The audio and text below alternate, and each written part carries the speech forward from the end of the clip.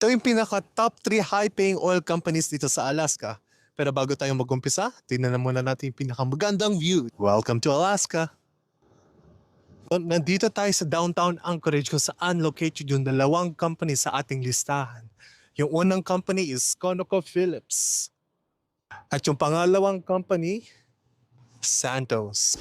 Kapag babanggitin natin ang NORSOB, huwag natin kalimutan ang ConocoPhillips kasi isa sila sa pinakamalaking operators in the North Slope oil field dito sa Alaska. So well known sila for Cooper Project and Willow Project. Mga kababayan, ito pala ang Santos, isa sila sa newer major oil companies dito sa Alaska at patuloy sila mag-invest para sa future ng North Slope. At syempre, wag natin kalimutan ng Hillcorp. Sila ang pinakamalaking oil producer dito sa Alaska. At kilala sila sa pagkuha at pagpalago ng existing oil field sa North Slope.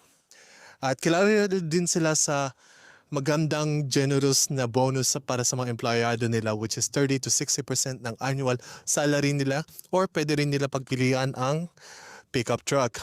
So if you guys like this video, like nyo yung video na to, comment nyo kung anong gusto nyo makita next, share nyo yung video, and follow. Thank you. Bye-bye.